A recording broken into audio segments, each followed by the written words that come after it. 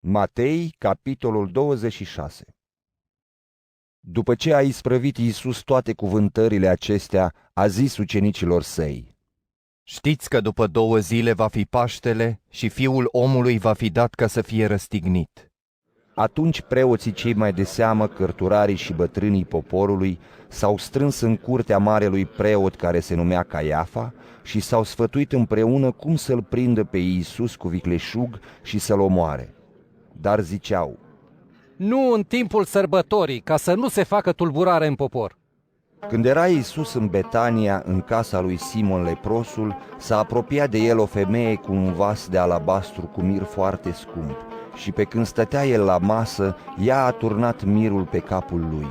Ucenicilor le-a fost necaz când au văzut lucrul acesta și au zis: Ce rost are risipa aceasta? Mirul acesta s-ar fi putut vinde foarte scump și banii să se dea săracilor. Când a auzit Iisus, le-a zis: De ce necăjiți femeia? Ea a făcut un lucru frumos față de mine. Pentru că pe săraci îi aveți totdeauna cu voi, dar pe mine nu mă aveți totdeauna. Dacă a turnat acest mir pe trupul meu, ea a făcut lucrul acesta în vederea pregătirii mele pentru îngropare. Adevărat vă spun că oriunde va fi vestită Evanghelia aceasta în toată lumea, se va spune și ce a făcut femeia aceasta, spre pomenirea ei.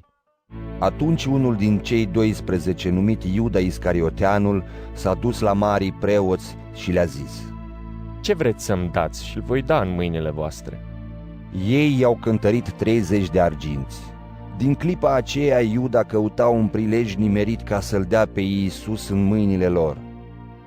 În prima zi a sărbătorii azimelor, ucenicii au venit la Iisus și i-au zis: Unde vrei să-ți pregătim masa de Paște?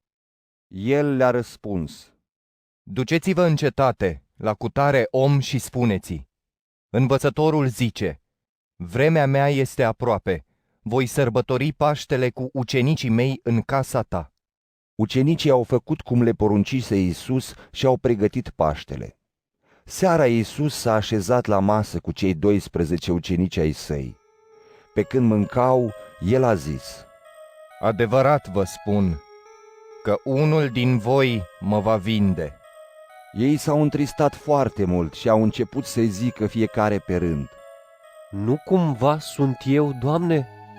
El le-a răspuns: Cel ce a întins cu mine mâna în blid, acela mă va vinde. Fiul omului se duce după cum este scris despre el. Dar vai de omul acela prin care este vândut Fiul omului. Mai bine ar fi fost pentru el să nu se fi născut. Atunci Iuda, cel care l-a trădat, i-a zis: Nu cumva sunt eu, învățătorule? Iisus i-a răspuns: Tu ai zis. Pe când mâncau ei, Iisus a luat o pâine și după ce a binecuvântat-o, a frânt-o și a dat-o ucenicilor zicând: Luați, mâncați, acesta este trupul meu. Apoi a luat un pahar și după ce a mulțumit, le-a dat paharul zicând: Beți toți din el, fiindcă acesta este sângele meu, sângele legământului celui nou, care se varsă pentru mulți spre iertarea păcatelor. Vă spun că de acum încolo nu voi mai bea din acest rod al viței până în ziua când îl voi bea cu voi, nou, în împărăția Tatălui meu. După ce au cântat, au ieșit pe muntele măslinilor. Atunci Iisus le-a zis: În noaptea aceasta toți vă veți poticni din pricina mea, după cum este scris: Voi bate păstorul și oile turmei vor fi risipite. Dar după ce voi învia, voi merge înaintea voastră în Galileea. Petru a luat cuvântul și i-a zis: Chiar dacă toți s-ar potigni, eu niciodată nu mă voi potigni. Adevărat îți spun i-a zis Iisus, că tu, chiar în noaptea aceasta, înainte să cânte cocoșul, te vei lepăda de mine de 3 ori. Petru i-a răspuns: Chiar dacă ar trebui să mor cu tine, tot nu mă voi lepăda de tine. și toți ucenicii spuneau același lucru. Atunci Iisus a venit cu ei într-un loc îngrădit numit Ghețimani și a zis ucenicilor: Ședeți aici, până mă voi duce acolo să mă rog. L-a luat cu el pe Petru și pe cei doi fii ai lui Zebedeu și a început să se întristeze și să se mâhnească foarte tare. Iisus le-a zis atunci: Sufletul meu este cuprins de o întristare de moarte. Rămâneți aici și vegheați cu mine. Apoi a mers puțin mai înainte, a căzut cu fața la pământ și s-a rugat zicând: Tată, dacă este cu putință, depărtează de la mine paharul acesta. Totuși, nu cum voiesc eu, ci cum voiești tu. Apoi a venit la ucenici, i-a găsit dormind și i-a zis lui Petru: Cum? Nici măcar un ceas n-ați putut să vegheați împreună cu mine? Vegheați și rugați-vă, ca să nu cădeți în ispită.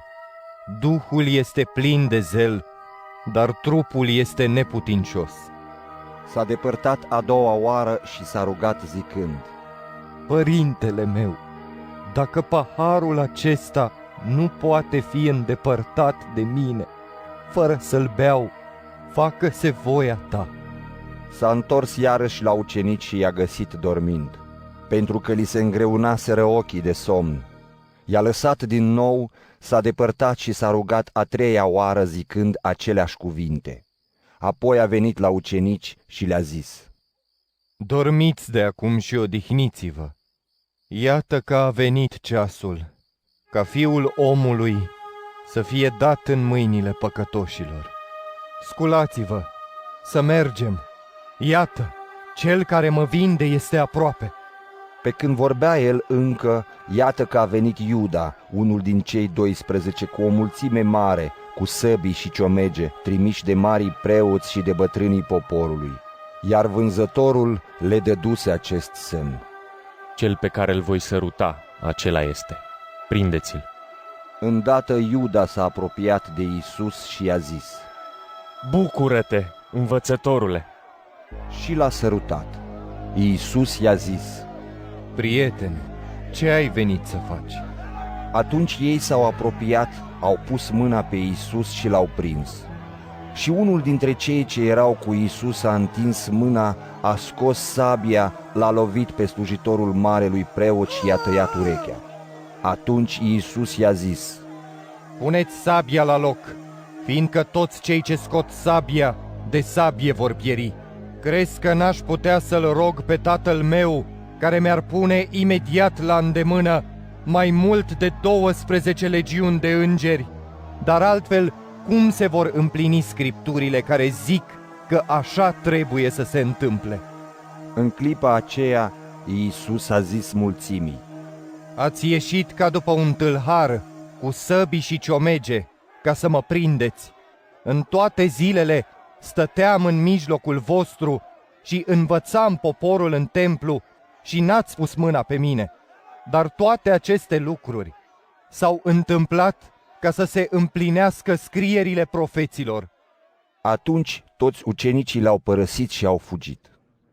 Cei ce l-au prins pe Iisus l-au dus la marele preot Caiafa, unde erau adunați cărturarii și bătrânii. Petru l-a urmat de departe până la curtea marelui preot, apoi a intrat înăuntru și a șezut jos cu aprozii, ca să vadă cum se va termina. Marii preoți, bătrânii și tot Sinedriul căutau vreo mărturie mincinoasă împotriva lui Iisus, ca să-l poată omorî, dar n-au găsit niciuna, cu toate că s-au înfățișat mulți martori mincinoși. La urmă au venit doi și au spus: Acesta a zis: eu pot să stric templul lui Dumnezeu și să-l zidesc iarăși în 3 zile.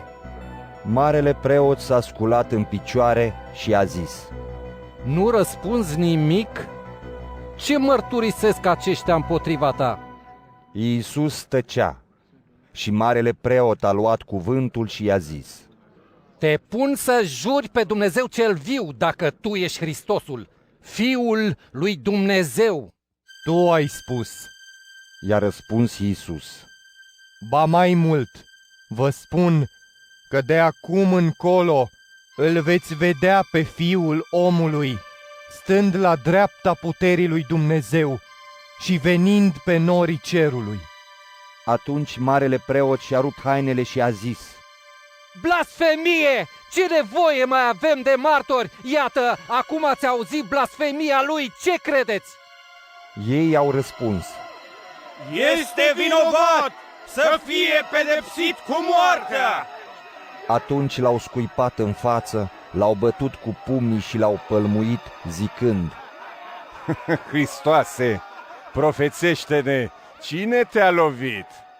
Petru ședea afară în curte și a venit la el o slujnică și i-a zis: Și tu erai cu Iisus Galileanul. Dar el s-a lepădat înaintea tuturor și i-a zis: Nu știu ce vorbești. Când a ieșit în pridvor, l-a văzut o altă slujnică și le-a zis celor de acolo. Și acesta era cu Iisus din Nazaret. El s-a lepădat iarăși cu jurământ și a zis: Nu-l cunosc pe omul acesta. Peste puțin, cei ce stăteau acolo s-au apropiat și i-au zis lui Petru: Nu încape îndoială că și tu ești unul din oamenii aceia, fiindcă și vorba te dă de gol. Atunci el a început să se blesteme și să se jure, zicând: Nu-l cunosc pe omul acesta. Și îndată a cântat cocoșul. Atunci Petru și-a adus aminte de vorba pe care i-o spusese Iisus: Înainte să cânte cocoșul, te vei lepăda de mine de 3 ori. Și, ieșind afară, a plâns cu amar.